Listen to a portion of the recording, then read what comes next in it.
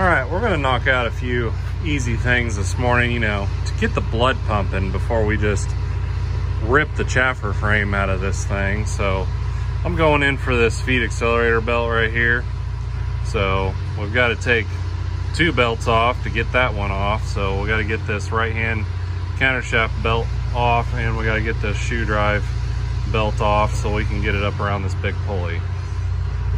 So we're gonna have to take this tensioner loose to loosen this belt here, and then we're gonna have to take this tensioner loose to loosen this belt here. Then we can get this belt off there, take this pulley off, take this belt off, and then replace the feed accelerator belt, and then go back in reverse order. Okay, so we got that belt off, and we got that big pulley. We call that the pizza pan pulley around here for obvious reasons, because it looks like a big pizza pan. So now we can get this belt off here. Okay, now that that belt's off, we can sneak this feed accelerator belt out, throw a new one on. All right, so for some of you guys that don't know, this is driving the feed accelerator here. So we have two different pulleys that we can be on to switch speeds. We can go from slow to fast. So when we're on the big pulley here, we're slow, and then inside here is a smaller 3-rib pulley, and that is for fast. So slow for corn, fast for beans, and then all you gotta do is take this tensioner arm here, take the tension off, and then you can just make the switch. So I want to talk a little something about these shims here. So you notice this has got a shim put in here. So that is shimming this big pulley out in order to achieve proper alignment between the big pulley and your primary countershaft pulley up here. So if you were to take a straight edge and lay it across the face of that primary countershaft pulley and come down to the top right here, you should be less than 2 millimeter gap in order for that to be in proper alignment. So back before we had the one piece 2-rib belt, we had a belt set. So we had two separate belts that ran around here, and that alignment was extremely critical, because if it wasn't in alignment, you'd have one belt that was tight and one belt that would be loose, and then the belts could fly off. So we were having to go in and put these shims in and making sure that this was all in proper alignment to get the proper tension on both belts. So that's why that shim's in there, and you want to make sure that's in place. And if you're having trouble with the tension on the belt, or maybe it's coming off and you're having belt failures, you want to make sure you take a straight edge and check the alignment of that. Okay, now we can blaze these tensioners on.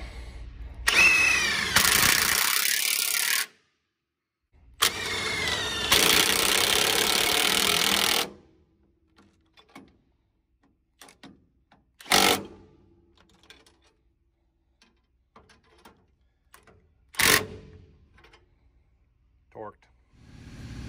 Okay, before I get a million questions about these long sockets, you can get these through John Deere Parts, and your 24 is a JDG 664, and then the 18 millimeters is a JDG 663. I got two sets of them. I painted these green because these are the ones that go on my service cart. These are the ones from my truck. Okay, now we're going to replace this drive chain for our rethresher here. So I usually change this chain every year, and then probably every other year I do the idler sprockets and then the hex spacers that they sit on. So we're going to go ahead and change all of that on this one. Okay, so I remembered back in my notes that we were missing 3 cotter pins on the tailings paddle chain inside here. So I rotated around, there was 3 missing. One was about ready to come out, so we replaced those with S hooks. Now we're gonna adjust the chain, just like I show you on the clean grain elevator. Then we'll go ahead and get this chain on. I've already got that idler sprocket done, but we'll get the chain on, get that idler sprocket on the tensioner done, and then put all the shields back on. So here's why I changed the spacers at the same time I do the sprockets. You can see here, this one's actually spun on this spacer and it's kind of wedged in there. And eventually it'll just round this hex spacer off. So this one's just jammed in there because it's basically spun on it. So that's why I changed those spacers. And when I do these sprockets, one thing you want to pay attention to is you got two different lengths of spacers, okay? The top idler's got a short one. The bottom one that goes on the tensioner's got a longer one. And to find those spacers, they're in two different parts pages. They're not in the same book. So to get the shorter one, you have to go to the upper part of the rethresher housing. And for this one, you're going into the chain drive picture. So got to go to two different pages to find that spacer, which is kind of silly, but it is what it is. But a lot of guys will just get two of these and think they're the same, but they're not. They're two different lengths. All right, new chain and idler sprockets and spacer is on, and we got it all shielded up. So tailings, rethresher is all done. We can check some more stuff off the list. The accelerator belt, tailings paddle chain, rethresher idlers, rethresher chain. All right, now we're gonna start removing the chaffer frame so we can replace all the swing arms and the bolts, because you want to replace these swing arms every 1,500 separator hours. And this one's got about 1,300. So I told the customer it's either going to be this year or next year. He decided to go ahead and do it this year. So anytime where you've seen one of these arms replaced and it's got green hardware still in it, that's not good. You're just asking for problems. All the hardware for the swing arms is one-time use only. So you want to make sure you put, when you put a swing arm on, whether you put a new one or an old one back on, that you use new bolts and nuts, because they're one-time use only. If this one bolt breaks right here, you know, then the frames start hitting each other, you can do a lot of damage that gets real expensive real fast. So you don't want to take a chance on these bolts, so you want to replace them whenever you go to replace the swing arm. So first thing we got to do is get the PowerCast tailboard off, and then we'll remove the chopper. And we're going to remove these four hoses right here and the electrical, and then we'll just get a pallet and lift it up here with the forklift, and we'll just set the PowerCast on a pallet. Then we'll raise the chopper all the way up, and then we'll support it with the pallet, and then we'll take off these side rails and these actuators and remove the chopper. Oh, and we got to get the belts off too. Okay, so we got it supported. We got the electrical disconnected on both sides. There's a main connector right there. Two solenoids you got to unplug on this side. Loosen up these 18mm nuts here, and then those arms will come out of that slot. Lay those forward. Then you just take the pin out here, and just pull this whole PowerCast tailboard assembly off.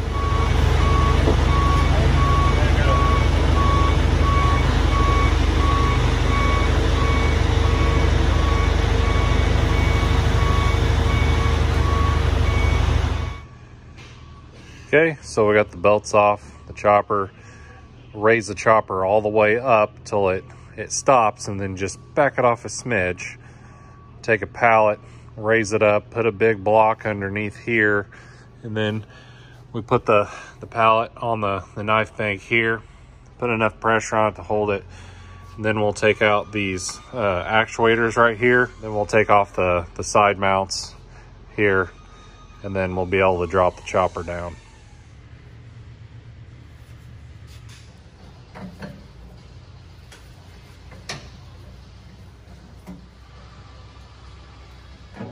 Pull the actuator out. Gotta get these side rail mounts off. You got a 18 back here. Now, some of these are different in the way they bolt on. This one's got an 18mm bolt back here. We'll take it out.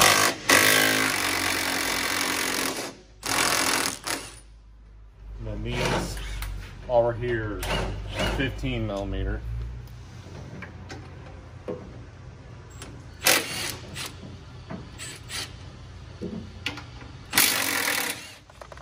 Then there's two more 18s. Well, this one's just got one.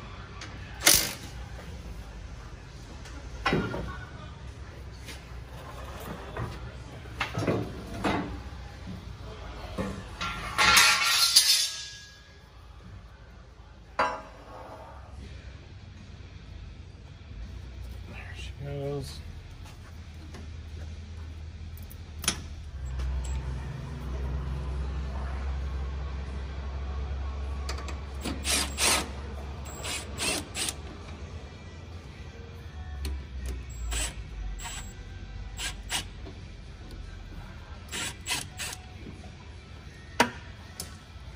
I'll take out the 15s.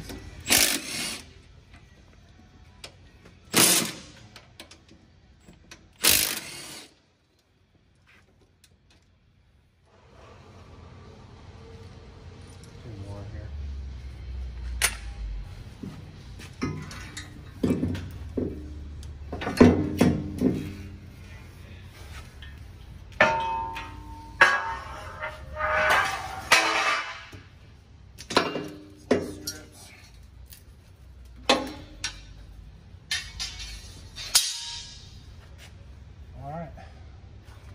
Now I can lower the chopper down.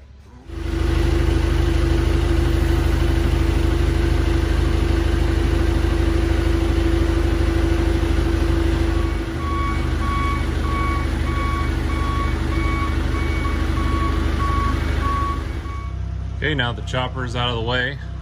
Now we're going to remove this door, this trash tube here. These are really awesome. You can get them from Sloan Express, and that directs airflow from the vacuum fan, so the discharge goes this way, and it helps clean the tailboard off really well. So I really like these. These work great from Sloan Express. And then we'll get the harness pulled through. We got to yank everything out and pull it through this side and go out that hole. And then we'll get this door and the cob deflector door out.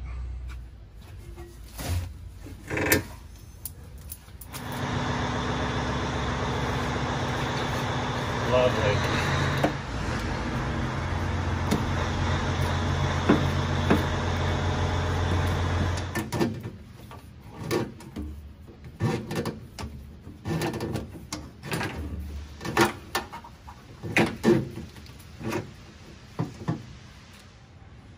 Okay, so now we have to take this cob deflector door out first before we take out this piece here. This has got that lever where you can change the position between corn and beans. So we'll take the lever off, and then we've got some 15s on each side of the combine, and then we'll drop this door out. It's heavier than I would have thought. Drop it out.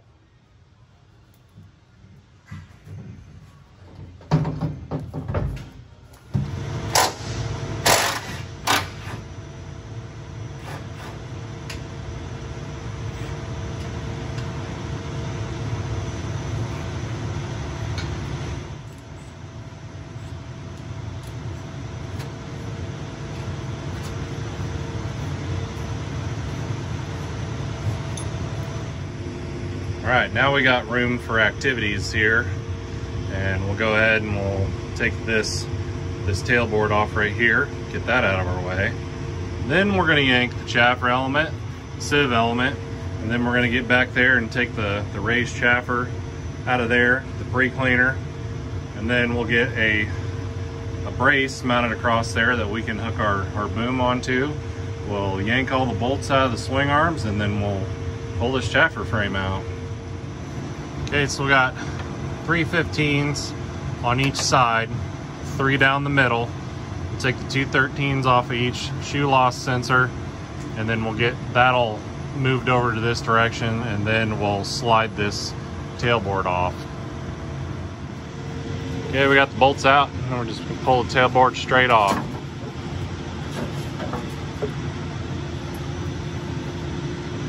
All right. Now we got room for activities. So you guys always ask me how I stay organized and how I know where all the bolts go. Magnet trays. So everything we took off the left-hand side gets a magnet tray for the left-hand side, magnet tray for the right-hand side. Everything off of here gets its own magnet tray. You put the nuts back on the bolts, and everything goes back together smoothly that way. All right, now we can yank this chaffer element. We got 4 13s to take out, and then we could yank this guy out. Now this is a newer style chaffer, so we got an actuator. The connector plugs in right in the bottom here, but if this was an older S series, we'd have a connector coming through the frame, and you want to make sure you take that out before you yank this, and you just snap that sucker right off. So this one here, we'll just take the 4 bolts out and we'll just pull this guy out.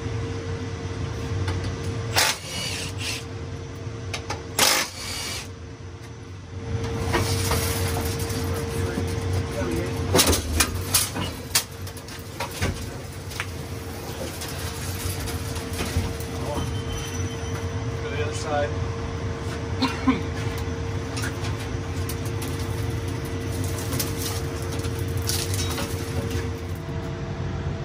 Okay, so here we got our sieve element that is completely full of corn cobs, so that's awesome.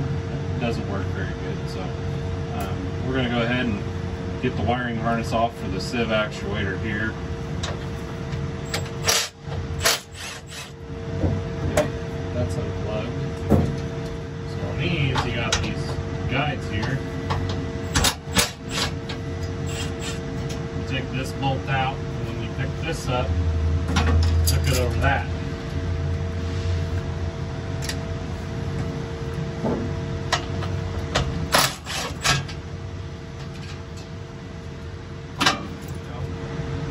Take our bolts out here.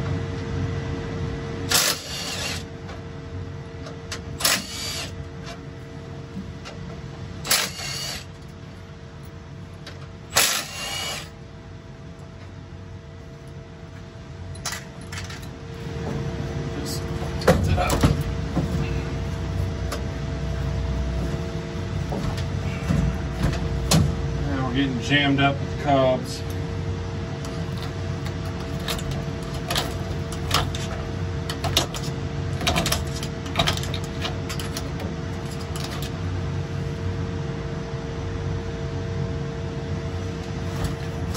How about now?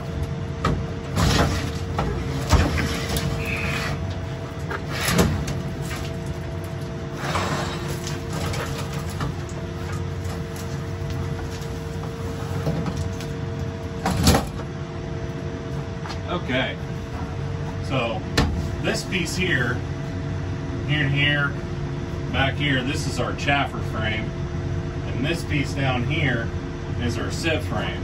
And these things are in here going back and forth kind of against each other in order for the cleaning shoe to work properly. So kind of some tight tolerances here, you know, with the swing arms and the timing of everything. Everything has to be perfect or this thing will just grenade itself. So as we're taking this apart, we're looking for failures, cracks, stuff broken, stuff missing, you name it, you know, we're looking at everything. So the next step, we got to take out this pre-cleaner, raised chaffer, you want to call it. Then you've got another pre-cleaner back there that we're going to yank out. So I'm probably going to get a broom and broom this stuff out of the way, because I got to get my body down in there, get that stuff all out. So let's get that done.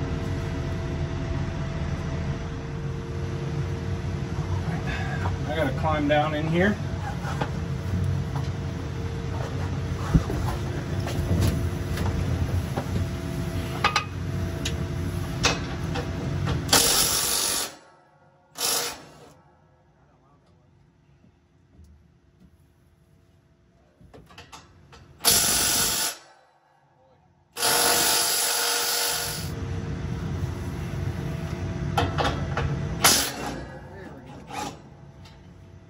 Sweat.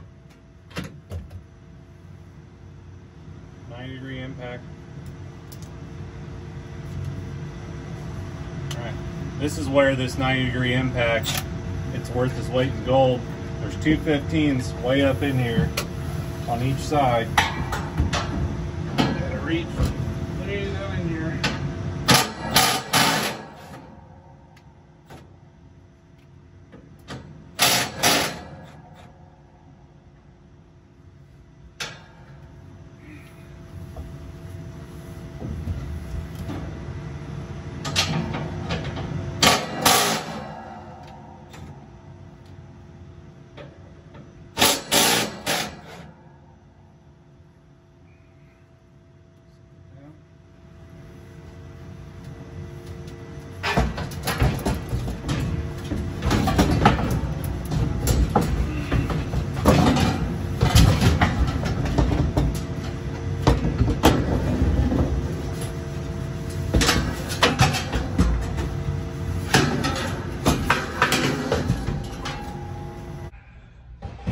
Okay, it's another new morning. Feeling a little under the weather today, but I'm gonna try to power through this for you guys.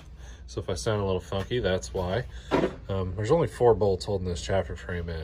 So we've got 2 front swing arms, and this bolt down here is going through the chaffer frame. So we gotta get these bolts out here, and then we'll kind of wedge a block back behind here to get this arm out of the hole so it's not catching on the seals.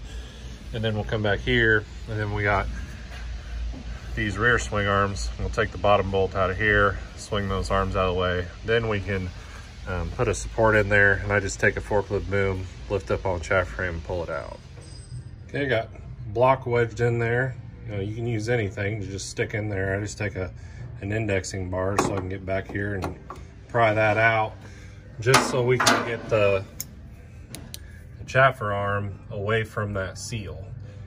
And whenever I pulled that swing arm out for the chaffer frame actually dropped down, because there is a little indentation that it can sit in and kind of hold itself. So pull it out, and that fell down. Now we know it's not going to catch. Okay, we got a special bracket in here that I custom made.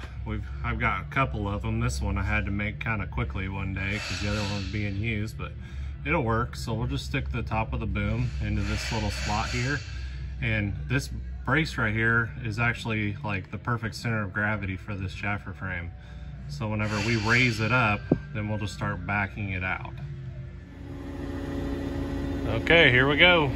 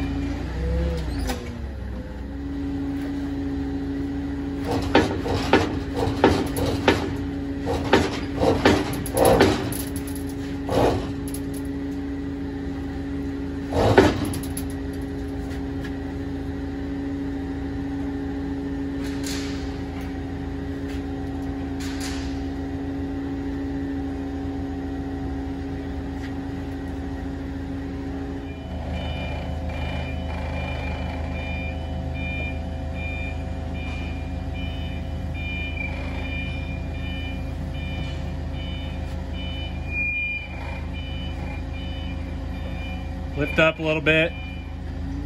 Up. Whoa.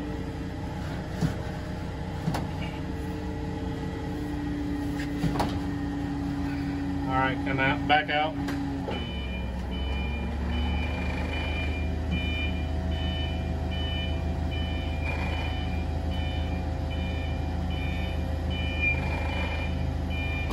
Hold up.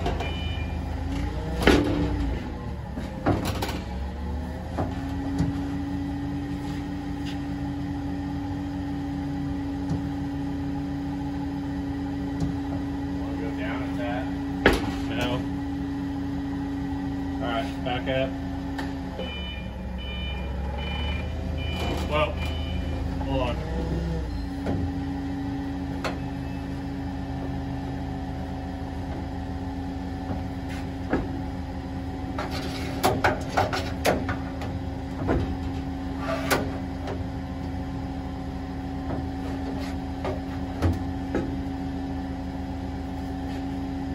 Back up.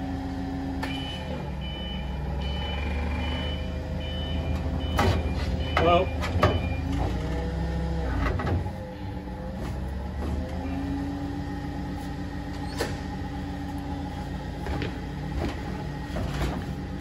You want me to come back there and help you pull it?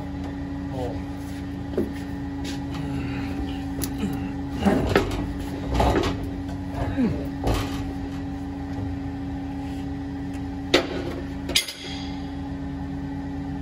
These newer ones suck. Yeah. I'll try and back her out. Yeah, it should go now.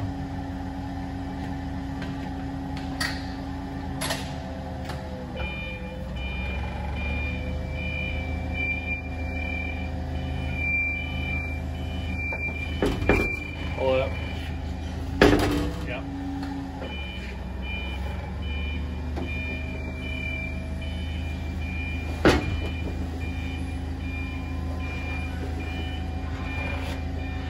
Side shift right.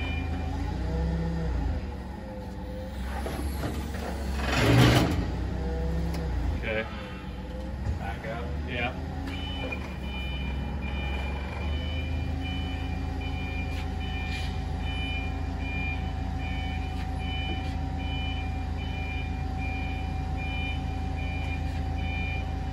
Keep going.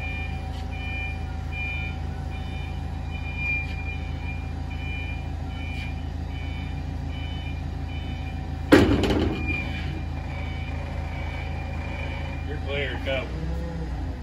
Keep going, you're clear.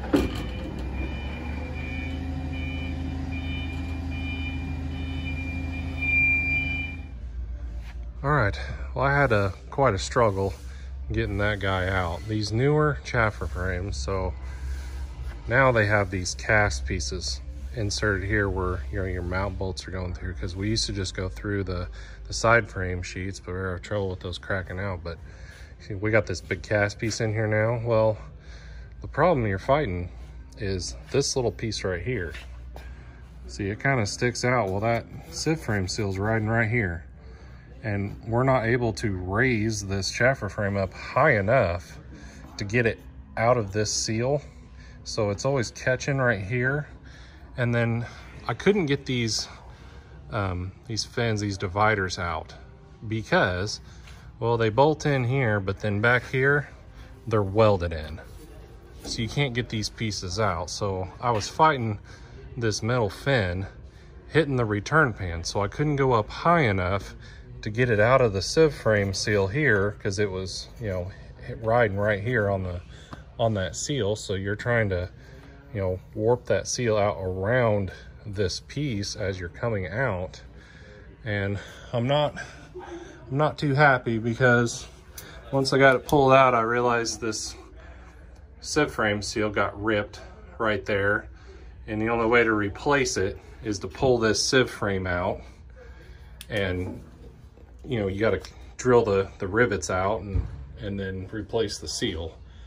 It's not too much more work to get this sieve frame out, but it's just enough to kind of take you off. But back in the old days, the old chaffer frames, we had 2 bolts right here. You take those two bolts, and then this whole pre-cleaner assembly comes out. And then you're not fighting nothing. You could just raise up on it and back out. Sometimes you wouldn't even have to wiggle the frame. It would just come all the way out. But this one, you're just fighting it the whole way. Okay, so we're gonna go ahead and take the sieve frame bolts out, because we got to change these arms anyway, so all the bolts and everything got to come out. So, you know, once we get the swing arms out, we'll just go ahead and pull that sieve frame out so we can replace that seal.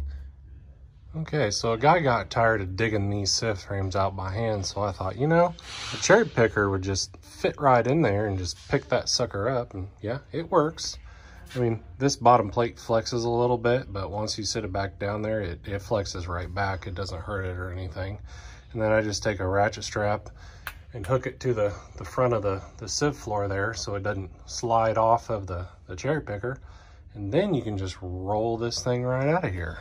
A lot easier than climbing up in there and trying to pick this thing up. And, you know, you're going uphill when you're coming out. So this works a lot better.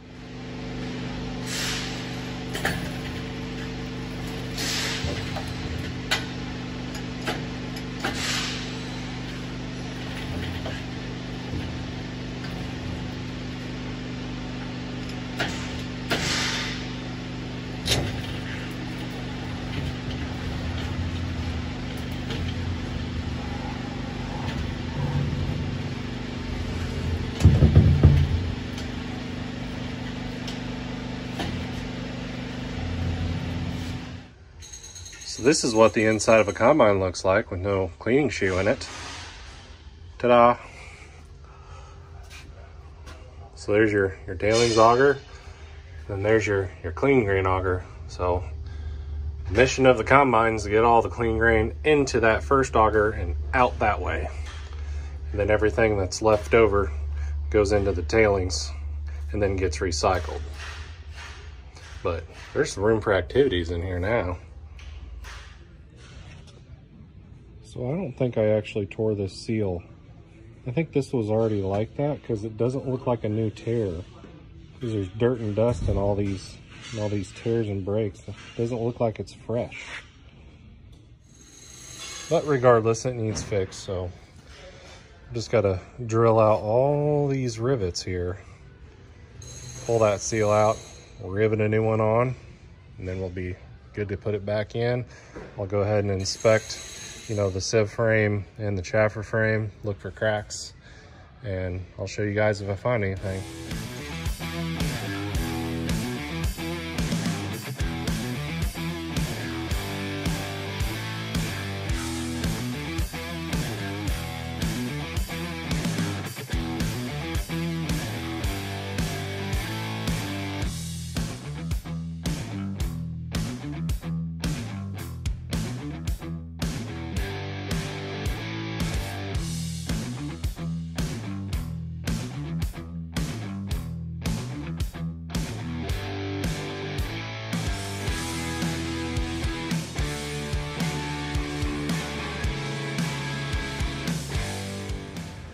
I went ahead and did this other side here. It was starting to get some little tiny tears in there, and you know, while we're here, we might as well do that. You know, it doesn't take that much time to put those on there. Now we can get all the swing arms replaced and then start throwing frames in. Waiting on a couple seals for the chaffer frame that I'm gonna replace. These right here are a little crappy, so I'm gonna replace those before I slap this chaffer frame back in. But now we can go ahead and just start replacing all the swing arms, and we'll use all new bolts, and we'll just kind of loosely hang them into place for now. Get both frames in, get all the bolts through, and then once we get everything hanging where it needs to be, then we're gonna rotate this machine over by hand a few times to get everything kind of settled in where it needs to be. And then we're gonna put this into mid-stroke. So this little square right here, we're gonna either have it at 6 o'clock or at 12 o'clock, and that's gonna put the shoe system into mid-stroke. And that's when you wanna torque everything down in sequence, and we'll go over that later. But for now, I'm gonna go ahead and get all these arms replaced and hung so we can get the frames installed. All right, so this gives us a good time to check out these bearing flanges. Look how loose that is there. Should be able to move them that easily. So we're gonna put new flanges and bearings on this while we got this apart here. One good way to get these off, this one slid off the shaft pretty easily, but I like to take a bolt and then I drill a hole in the end of the bolt, and what that allows me to do is stick my air hammer punch in there to locate it to where I don't have to hold this with two hands, and then I can air hammer and I can pry or either pull with my hand at the same time.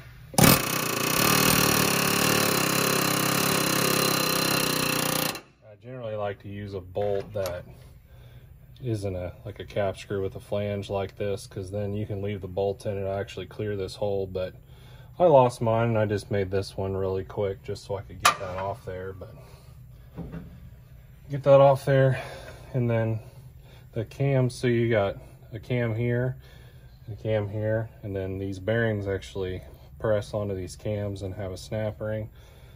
So we'll replace those and the flanges itself, because you don't want to do all the work of putting all these swing arms on and then you have, you know, one pitman arm that's kind of sketchy, and then later on this fails and then causes a bunch of other damage. So you can't really skimp on anything when it comes to the cleaning shoe. You got to make sure everything is perfect, or it'll come back and bite you.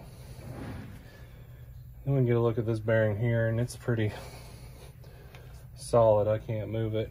Once we get the other side off, I'll spin this shaft by hand and feel what the bearings feel like, but it looks okay for now. Okay, so we got the pitman arms rebuilt on both sides. So we got new bearings and new flanges, and we just press the cams out of the old bearings, you know, remove the snap ring, press the cam out, press the cam into a new bearing, and then install it into these flanges with new bolts. So we can go ahead and throw that on the shaft on both sides. I checked the bearing for the shoe drive shaft on both sides, and it feels great. There's no tight spots, no weird noises, nothing. It's absolutely perfect on both sides, which is kind of rare. Usually there's something wrong with that bearing, but you know, it's perfectly fine. So we're gonna let her roll and just put these new pitman arms on. Then we can start attaching our main arms onto the chaffer and the sieve swing arm, and then we can start throwing frames in this thing. Okay, we got those pitman arms installed. I always install red Loctite on that bolt, slam it down, all new hardware here. These are just finger tight for now, okay? Until we get all the frame bolts in and get everything all together, everything's finger tight, and then we're gonna rotate it a few times before we torque it down. Okay, now we're gonna shove the sieve frame in.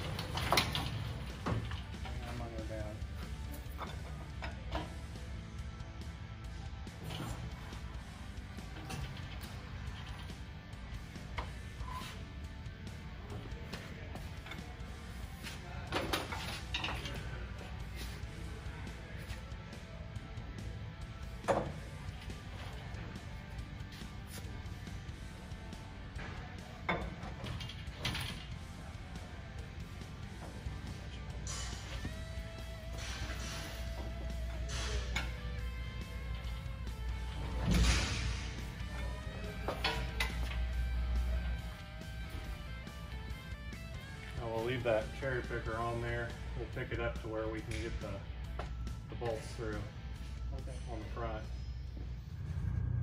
All right, she's sitting in there. We got all the bolts through into the swing arm, so she's hanging. See, I bent that piece back to where it's straight again, so don't worry. I know you guys are worried about that, but it doesn't hurt it. It bends right back, so sieve frame is in position. Now, once we get the seals replaced on the chaffer frame, we can stab the chaffer frame in there, but I'm not looking forward to that situation. With these seals are kind of leaning in, so we're gonna be pushing them towards the wall as we're going in, so that ought to be interesting. Okay, so while we're waiting on parts for the chaffer frame, we got the sieve element here, and we're gonna straighten the louvers, see where those are bent. And I've got a special tool that I made. I just took a cheap pair of pliers, and see how I made it to where it'll actually put this shape back into the louver, because sometimes when you get them bent far enough, they'll bend flat, and then you bend them back and it won't have this ridge in there, and that ridge is in there for strength. So I use these pliers to get in here, and I'll bend these up, and then I'll kind of recrimp that shape into it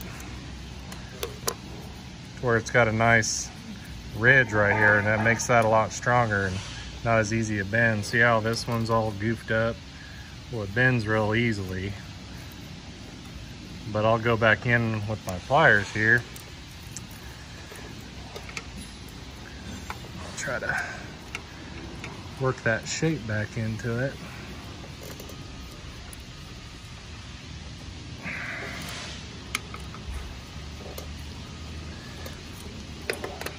There.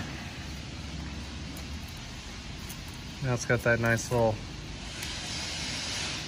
So we'll just go through all of them that are bent, and we'll, you know, reshape them with these pliers and make sure all of them are, you know, equal distance between here and here. So we'll make sure that's all good to go, and then we'll do the exact same thing on the chaffer element. And I think I'm gonna replace the seals on this one because they're kind of chewed up, so we'll get some new seals for that, and we'll just go over the chaffer element as well. Also, another tip is I'll close this manually until I have about a finger width gap in between here. Then that allows me to check every single one of them and see if I have any tight spots or any loose spots, and then I can bend the louvers accordingly. And then I'll just do that on every single one, make sure they're a finger width gap, and then I know everything is the same. All right, we got the new seals on both sides. Now we're ready to install this chaffer frame. And I take some synthetic John Deere Super Lube, and I spray these seals down here, and I also spray right here where that main seal is gonna ride, going down each side to help aid in assembly. This one's gonna be a little tricky, so you're gonna have to just bear with us. It's gonna take a minute to try to get that started in these seals and go in nice and gentle so we don't tear anything, but it's gonna be a process with the tight clearance here.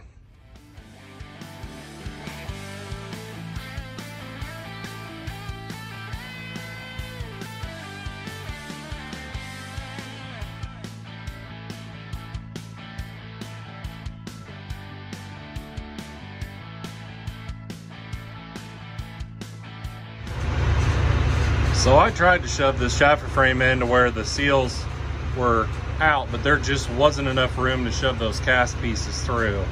So I had to back up and pull the seals in to where they were folded in, and had to manually get in here to try to help push that thing in until the fins cleared this return pan.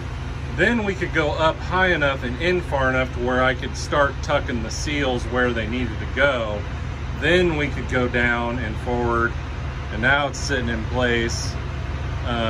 Normally on an older chaffer frame, we would literally just take a forklift and just drive this thing in until it stops and set it down and make sure we're tucked into our sieve frame seals. It's just as easy as that, but this one doesn't allow us to do that as easily, so we gotta be a little careful as we're going in.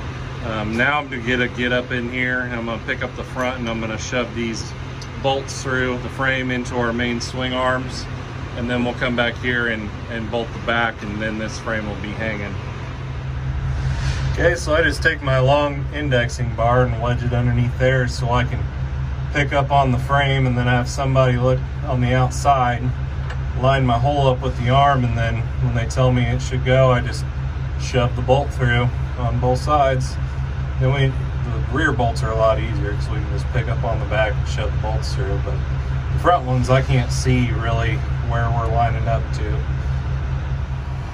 Okay, now we have all the swing arms and hardware attached to the frames, but you know, everything's just kind of finger tight because I don't want to tighten down on the bushings. I don't want them to twist at this moment. We went ahead and put the belt back on here and tighten it down. Now here's a really important part you guys need to pay attention to. You know, set the cold snack down. Focus is what I'm saying here. So we get this belt tightened, then we're gonna come around to this other side and we're gonna turn the chopper belt, because that's the easiest way to turn over the whole machine. We'll crank the chopper belt and we're gonna rotate this pulley here 3 times, and then we're gonna stop it on mid-stroke. And I pointed out earlier what mid-stroke was, but I'll show you again. And then once we're in mid-stroke, then we're gonna start torquing everything down in sequence. So the sequence is important because if you go out of sequence, you can get a vibration. I've had it where these machines would have a vibration, and I went through and loosened all the hardware and retorqued it into sequence, and it actually fixed it. So I do know that torquing these arms down in sequence does help with vibration. Okay, so I'm gonna pull down on the chopper belt, and then this shoe drive shaft's gonna rotate. And we're watching this cam right here, and we're gonna have this go 3 turns, and then we're gonna stop it with that square in the 6 o'clock position. Because if you see how these cams work, whenever that cam is down either 6 o'clock or 12 o'clock, that is in the mid-stroke position, and our arms should be centered where they need to be. And then you want to start your torque sequence, because you want to lock these down in mid-stroke, because once you tighten it down, that bushing is going to lock in. And so as this arm goes back and forth, that bushing is actually going to twist this way and this way. And if you have it over here and then you torque it down, well, that bushing's got to twist way too far, and it'll end up, you know, causing a vibration, and it'll have an early failure of this bushing. So that's why it's really important to torque it into sequence and torque it into mid-stroke. Okay, so your 24 millimeter nuts are gonna be torqued at 236, and I'll back those off all the way, and then I'll put red Loctite on, and then I'll do my final torque to 236 with red Loctite on.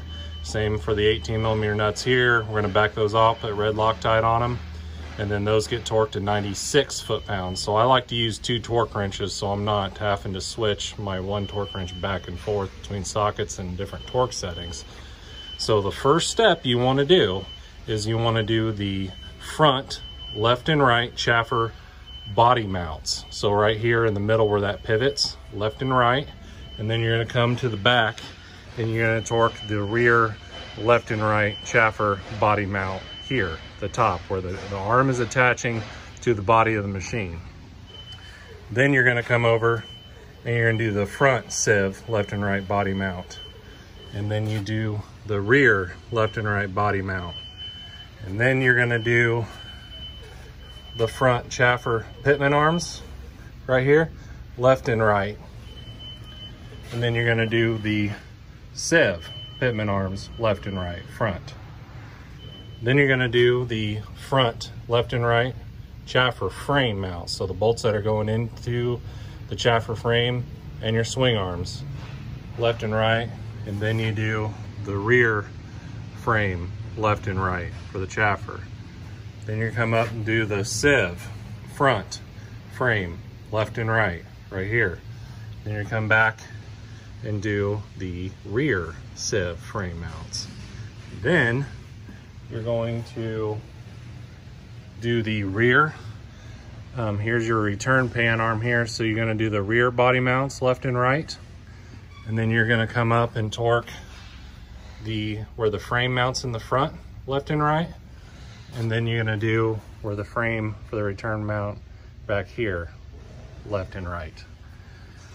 Then you're done. But it's quite the sequence going back and forth, you know, from left and right side of the machine, doing this all in sequence. But I'm telling you, it makes a big difference on how this cleaning shoe performs and how smooth it runs.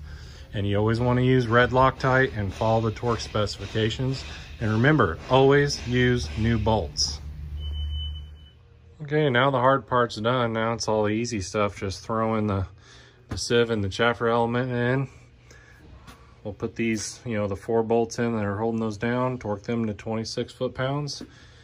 Get the electrical hooked up for the sieve and the chaffer actuator. Put this tailboard back on. Put this back panel and cob deflector door on. Then we can throw the chopper and the PowerCast tailboard on and start wrapping this thing up.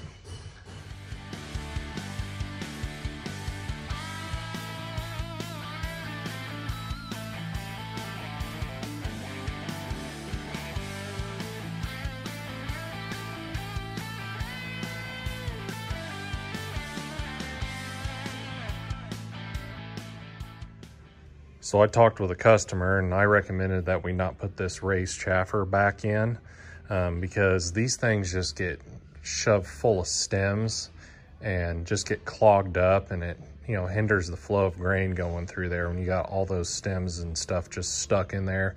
So we've been taking these out of the 680s and having better luck running without them. So we didn't put this one back in. I just talked to the customer about it and told him we were just going to leave this thing out and it should run better and not get all clogged up on him. So we were just leaving that piece out. Doesn't hurt to run without it. It's kind of an option these combines were built with. But you know, if this was an S670, you know, they don't have those in there anyway. You know, the shoe's pretty much the same length and everything. So we've been pulling these things out, and so far I haven't had any negative feedback on it. Everybody says that it's working better, so we're just yanking these things out.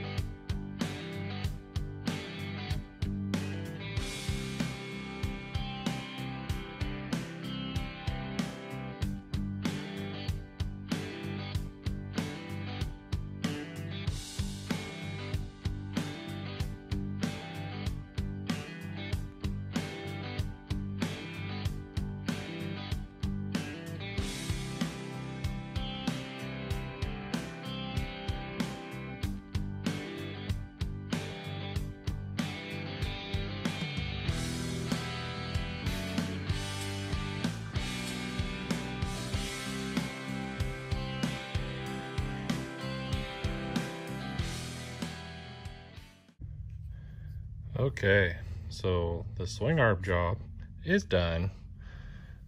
We straightened the chaffer fins and the sieve fins, so that's done. So really, all we got left is the feed accelerator bearings. We're gonna do the horizontal augers. Gotta do this loading auger driver, that's no big deal. And then we'll put a new unload chain whenever we get these unload augers done. So in the next video, we'll get that stuff changed out. All right, well, that's gonna do it for this episode. We got, quite a bit done. We got the swing arms done. That was a big job, and the 9530, Patrick does have the new transmission installed on that. So he'll be wrapping that thing up, getting the cab back on that guy. So might be a little bit more video on that, I'm not sure. So in the next video, we're probably gonna do the horizontal augers and the feed accelerator bearings and, finish up the rest of this machine so it can finally get out of my life. And I know you guys are probably tired of watching this thing, but you guys wanted to see all the repairs, so there you go. But anyway, appreciate you guys watching. You guys keep that green iron moving, and I'll see you on the next one.